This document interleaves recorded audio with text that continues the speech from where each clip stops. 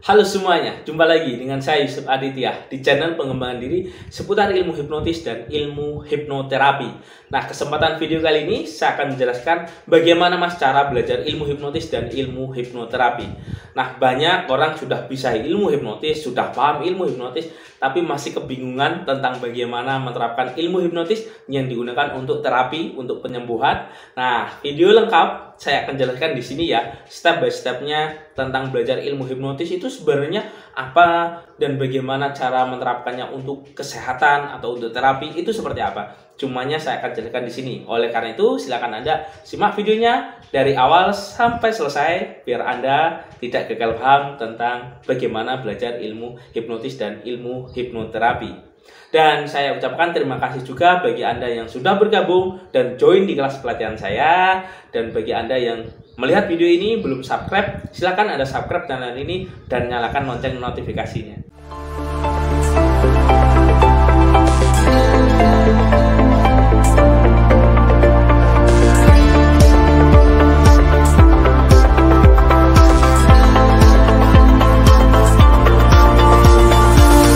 Assalamualaikum warahmatullahi wabarakatuh. Nah, spesial video kali ini saya akan menjelaskan bagaimana cara belajar ilmu hipnotis dan ilmu hipnoterapi. Dan bagi Anda yang ingin membeli buku Jago Ilmu Hipnotis, ini bukunya ya. Silahkan Anda hubungi nomor yang ada di video ini. Dan bagi Anda masih kebingungan tentang menerapkan ilmu hipnoterapi, langkah-langkahnya itu seperti apa, step by stepnya itu seperti apa, dan bagaimana agar ketika kita hipnoterapi bisa berhasil dan sugesti itu bisa mempengaruhi kesehatan seseorang, terutama kesehatan secara mental ya. Nah, ilmu hipnotis ini ada yang namanya jenjang tingkatannya. Nah, bagi orang yang sudah bisa ilmu hipnotis itu belum tentu bisa hipnoterapi loh ya. Jadi ilmu hipnoterapi itu keilmuannya lebih dalam lagi. Bukan hanya sekedar menidurkan orang, mempengaruhi orang, tapi juga belajar tentang cara psikologi, cara memberikan sugesti yang benar, langkah-langkah tepatnya itu apa. Ada semuanya, ada polanya. Jadi bukan hanya sekedar memberikan yang namanya ilmu hipnotis atau asal sugesti. Ada step-stepnya dan wajib sampai ke dalam akar permasalahan seseorang. Itu adalah ilmu hipnotis atau ilmu hipnoterapi yang digunakan untuk penyembuhan. Jadi bukan hanya sekedar orang bisa hipnotis tiba-tiba bisa hipnoterapi. Iya, kalau untuk kasus-kasus sederhana memang iya bisa. Tapi kalau untuk kasus-kasus yang lebih dalam lagi, lebih kompleks, nah itu wajib mempelajari yang namanya ilmu lanjutannya, yaitu yang namanya advance hipnoterapi. Jadi ilmu hipnotis yang digunakan untuk terapi, untuk penyembuhan. Di situ ada langkah-langkah tekniknya. Anda tinggal ikuti step by stepnya, maka Anda sudah bisa menguasainya. Tidak perlu yang namanya riset, hal-hal yang jelimet lainnya, karena sudah ada di pelatihan, di advance hipnoterapi. Itu ada langkah-langkahnya, ada step-stepnya. Sudah tinggal mengikuti aturan di situ, maka Anda sudah bisa menerapkan yang namanya hipnoterapi. Berbeda ketika Anda belajar ilmu hipnotis, Anda perlu riset dulu, sugestinya ini efektif apa tidak, bagaimana langkah-langkahnya, bagaimana menerapkannya ke klien seperti ini, itu seperti apa. Nah, di ilmu advance hipnoterapi Anda tidak belajar tentang itu, tapi Anda sudah ada ilmu khususnya yang digunakan untuk memberikan sugesti atau saran ke dalam pikiran bawah sadar seseorang. Nah, itu adalah enaknya belajar di advance hipnoterapi. Nah, bagaimana mas caranya belajar ilmu hipnotis dan advance hipnoterapi? Nah, Anda bisa bergabung di kelas pelatihan saya, 2 kelas sekaligus, yaitu fundamental dan advance ya. Nah, fundamental dan advance ini itu bisa diikuti secara langsung, baik secara privat atau secara online. Nah, di situ saya jelaskan step by stepnya. Jadi ilmu hipnotis itu ilmiah ya. Jadi ilmu hipnotis itu ilmiah, logis, dan bisa dipelajari oleh siapapun. Tinggal Anda mengikuti step by stepnya. Tidak ada doa, tidak ada mantra, atau hal-hal yang jelimet. Jelimet itu maksudnya hal-hal yang sulit gitu loh. Tapi simple, praktis, dan mudah.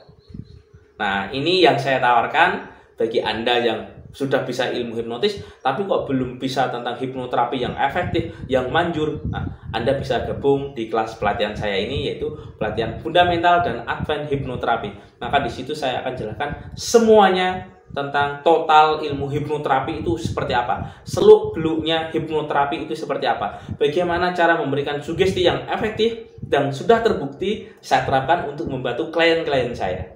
Itu nanti semuanya saya jelaskan dan saya ajarkan kepada Anda. Dan bagi Anda yang belum bisa hipnotis, masih awam, Anda bisa gabung di kelas pelatihan ini. Saya akan bimbing Anda dari awal sampai Anda mahir dan bisa menerapkan ke orang lain dan membantu orang lain secara tuntas, secara efektif, dan secara powerful. Ini yang saya tawarkan ya, yang sudah saya buktikan untuk membantu klien-klien saya dalam mengatasi problem masalah mental. Nah, ini adalah ilmu hipnotis dan ilmu hipnoterapi. Nah, bagaimana Mas? Bagi seseorang yang sudah bisa ilmu hipnotis ingin mendalaminya lagi, nah, maka Anda juga wajib mengikuti kelas fundamental dari saya karena keilmuannya rada berbeda ya. Biasanya yang saya lihat itu saya tes dulu apakah keilmuannya sama apa tidak yang saya ajarkan, karena kita sudah membahas digunakan untuk terapi juga ya, bukan hanya sekedar menidurkan orang, memberikan sugesti untuk pertunjukan, untuk permainan, bukan, tapi difokuskan selain untuk permainan juga untuk terapi. Dua hal yang berbeda ya.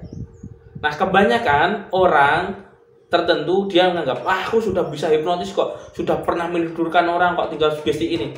Hey, bukan seperti itu. Apabila Anda mendapatkan kasus-kasus yang jelimet, yang sampai tuntas tentang akar permasalahannya dan permanen, Anda wajib mendalami tentang ilmu hipnoterapi kaitannya memberikan sugesti. Ingat, memberikan sugesti itu sama halnya Anda menginstal program yang bisa mempengaruhi pikiran bawah sadar seseorang dan mempengaruhi kehidupan seseorang. Jadi tidak asal memberikan yang namanya sugesti atau saran-saran yang bahaya ya. Bahaya maksudnya seperti tidak sinkron. Karena saya sering lihat banyak orang ketika melakukan terapi berhenti merokok yang disugestikan seperti ini. Saat ini dan seterusnya, Anda berhenti merokok karena rokok itu rasanya tidak enak, seperti bau kotoran, bla bla bla bla. Ada seperti itu. Nah, itu bukan hipnoterapi. Jadi ilmu hipnoterapi itu mendalam ya kasusnya, bukan hanya sekedar memberikan seperti itu. Itu saya nyebutnya lebih ke hipnotis permainan. Seperti itu. Ya, jadi bukan hanya sekedar memberikan sugesti, tapi Anda wajib tahu tentang kenapa orang ini bisa merokok. Mengapa? Penyebabnya apa? Jadi sampai tuntas. Baru ketika Anda tahu permasalahannya, baru Anda menerapkan keilmuan. Bagaimana orang ini agar terbebas dari penyakitnya, tentang kebiasaan, tentang emosinya, sehingga orang ini berubah secara kehidupannya, perilakunya. Karena perubahan terjadi di perasaan, pikiran, tindakan, perilaku, dan nasib seseorang. Bayangkan ketika Anda memberikan saran sugesti yang tidak tepat. Misal, saat ini dan seterusnya Anda takut dengan rokok. Anda ketika melihat rokok, baunya tidak enak. Nah, seandainya ini, namanya bawah sadar itu seperti anak kecil ya. Seandainya dia jualan rokok, yang terjadi apa? Ya fobia di rokok. Jadi bukan seperti itu, bukan sederhana itu tentang ilmu hipnoterapi. Tetapi ilmu hipnoterapi ada step-stepnya, ada langkahnya, ada prosesnya. Berbeda Anda belajar yang namanya ilmu hipnotis untuk pertunjukan. Oke, kalau untuk hipnotis pertunjukan itu tidak masalah karena akan dikembalikan normal ya. Tapi kalau untuk hipnoterapi ini ditanamkan dan diprogram secara permanen ke dalam pikiran bawah sadar seseorang. Jadi bukan hanya sekedar memberikan sugesti, tapi ada step by stepnya dan langkah-langkahnya. Oke, mungkin ini yang bisa saya sampaikan tentang sekilas ilmu hipnotis dan ilmu hipnoterapi.